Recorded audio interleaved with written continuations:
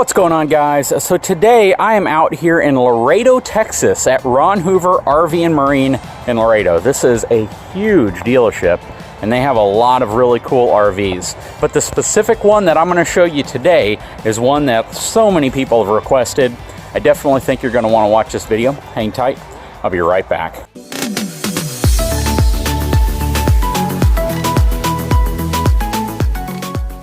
So today we're going to take a look at a toy hauler, and this isn't just any toy hauler. This is actually a relatively small toy hauler.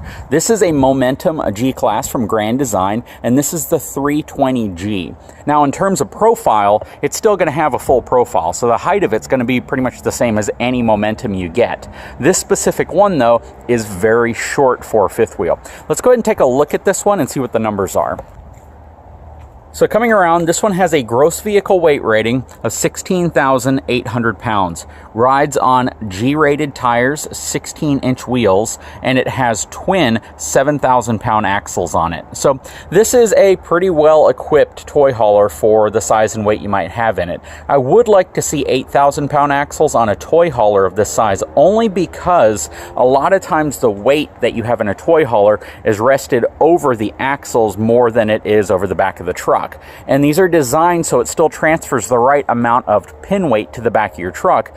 But with the twin 7,000-pound axles, you're going to have a 14,000-pound axle capacity, and you're going to have roughly 3,500 pounds transferred to the back of your truck. So you really, in any case, should never go over your axle capacity. So again, the axles are kind of appropriate for the size of this specific unit.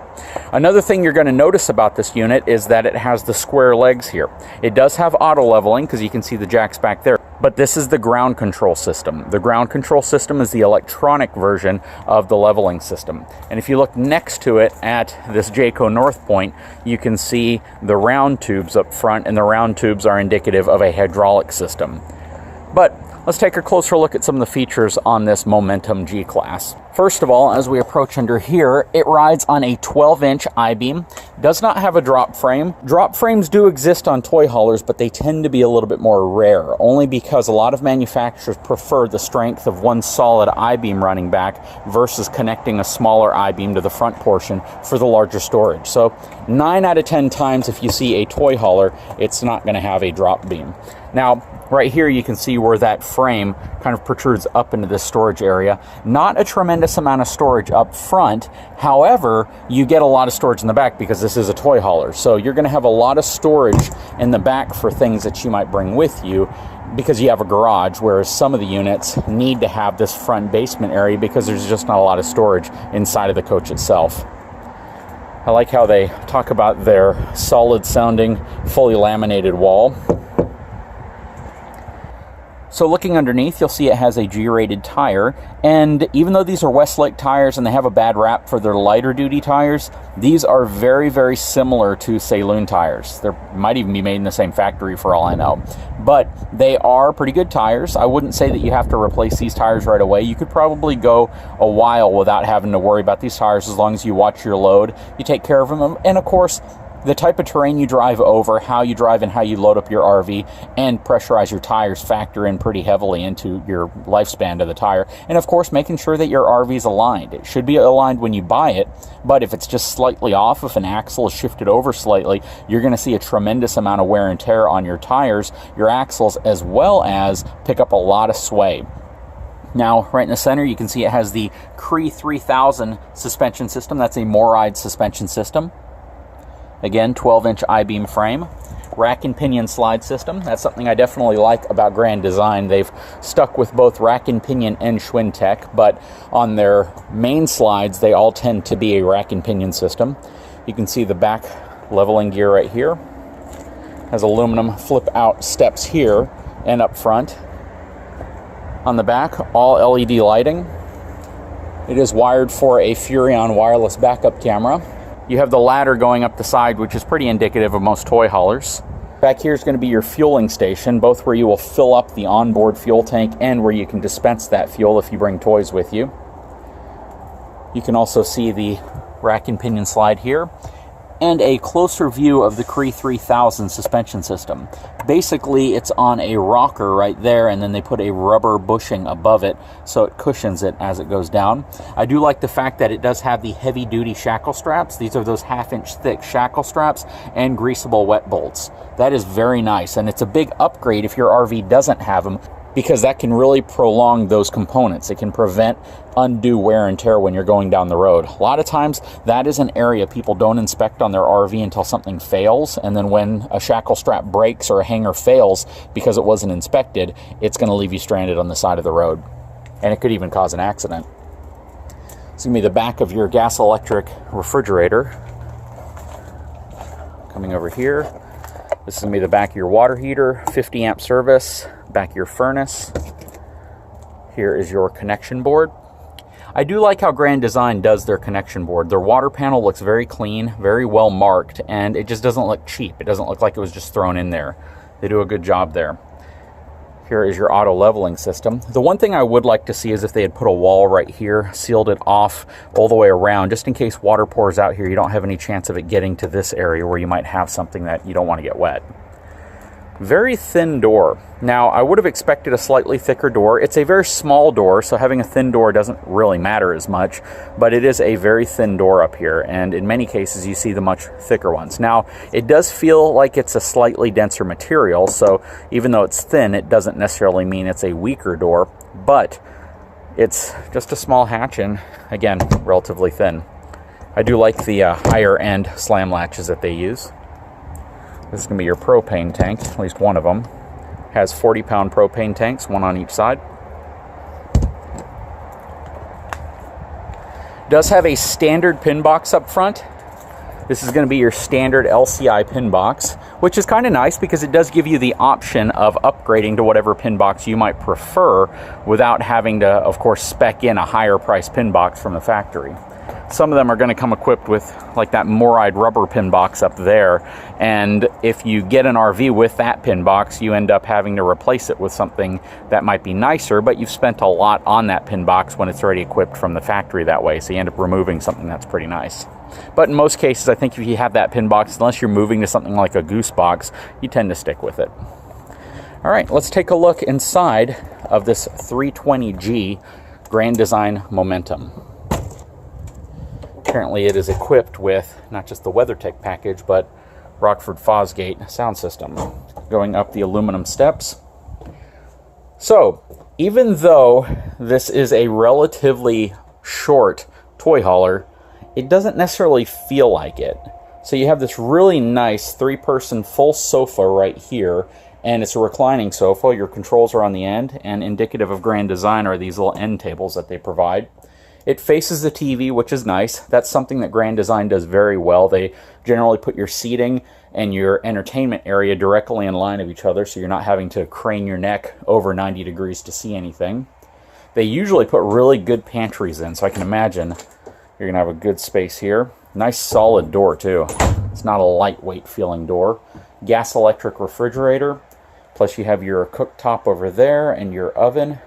Nice countertop area. This is actually a nicer countertop area than I would have expected in an RV this size. And when I say this size, just the length of this thing being roughly about 35 feet long. Lots of cabinetry there. You have more cabinetry up top here. You have more cabinetry there. More above the fridge down here. And then you have some more cabinetry here. What I don't see a lot of, besides under here, is drawers. You have 3 drawers right here, which you can use for silverware and such, but it would have been interesting if they had put more drawers, say, right here that you could have used for silverware. Something else that's cool is you have a loft. Lofts are pretty common on toy haulers, especially fifth wheel style toy haulers. The ladder is going to be here in the back, which gets you up to the loft. It is pretty high off the ground, so you're going to want to be careful, of course, of who climbs up there and how they get down, especially if they're tired or sleepy. But that is a really cool feature that you get with a lot of toy haulers. Let's quickly take a look in the garage area. So, the garage in this unit is a pretty good sized garage. If I had to speculate, and I don't have the specs on me right now, I would say that it is a 10-foot garage. Now, This is definitely a multi-use space. So some people get a toy hauler specifically because they want to use this to haul around a Can-Am or a quad or a side-by-side. Some people get this because they want to have just a really nice back area for entertaining, because you can drop that down and turn it into kind of a patio deck on the back. Some people turn this into a bunkhouse because this carpet that's included covers this floor area and it gives you that softer, warmer feel to it, as opposed to this what they call nickel plate looking rubberized mat. Some people use this as a place for extra folks who might come along with them. You have 2 bed sleeping areas. Up top here is a queen size bed when it comes down, and then these seats right here fold flat in the center into a queen size bed, and they ride on this track system on the wall so you can separate them appropriately for people that might be back here. You have your second entrance back here, of course, with those aluminum steps, and then you have a ladder system right here which gets you onto this back deck when it's down. And you've probably seen videos on these before. It's pretty common on toy haulers, but this is a very, very useful secondary space. Many toy haulers have second bathrooms, but typically you have to go to a larger toy hauler. And in this unit, you have a good-sized second bathroom, or half bath at least, in the garage area. And there's plenty of room in front of the toilet, plus you have some nice countertop room right there. So if you have guests with you, if you have people staying with you, there's a second restroom that they can use, and I can really appreciate that. Stepping back a little bit, you'll see the place for your TV, cable, all your connections here. This is where you'd put your washer and dryer. And I really like it when they put the washer and dryer connection, again, back here in the very back. What's nice about a toy hauler, and something people generally don't think about, again, is the fact that you don't have to take toys with you. You could take maybe electric bikes or mountain bikes or small things like that, motorcycles, and put them back here. You don't necessarily need to have what most people associate with toy haulers, like golf carts and quads and side-by-sides, things like that. In something like this, this space is really whatever you want to use it for, even if you want to use it as a second living room. Going up front, you have your control panel, which is going to be back here. This comes equipped with an Onan generator. You have a storage area right here, your fuse panel and breakers down there. Going up the steps into the front restroom. Nice solid one-piece shower stall, which is really nice. Has a cornered toilet. Plenty of room in front of the toilet. You have a nice little extension to the countertop space here, which is also nice. They notched this out so you could get into the restroom easier. Very good size medicine cabinet. Plus you have storage right here, and that's a lot of storage. I did not expect it to be that deep. That is probably a good 1.5 feet deep. In here, ceiling heights are going to be roughly 6'5". Going into the front bedroom area. So this is a good sized bedroom. Now it is a queen size bed, and this slide right here is currently in. This is a wardrobe slide, so if you push that one out, you're going to have quite a bit of room on each side of the bed to get around it, which is nice. And this is a wide body 101-inch width to it, so you have quite a bit of space, and you can opt for a king size bed, which will take up a bit more of that space, but because the wardrobe is on a slide, you don't necessarily have to worry about it being too cramped in here, and I like that. But this is a nice bedroom up front. You got a lot of storage, plenty of height here. You don't have to worry about hitting your head. The ceilings in here, again, are upwards of about 6'5", so definitely not something I would worry about. Going inside, you have a nice closet space here. And you're not going to see space for a washer and dryer in here simply because it has the washer and dryer connections in the back. You have your TV backer right here, cable connections, all of that. Coleman Mach air conditioning systems, both are ducted throughout the coach. So typically in a toy hauler, you'll have 3 air conditioning units, but because of the length of this specific unit being so short, it doesn't really need it. So this one has 2.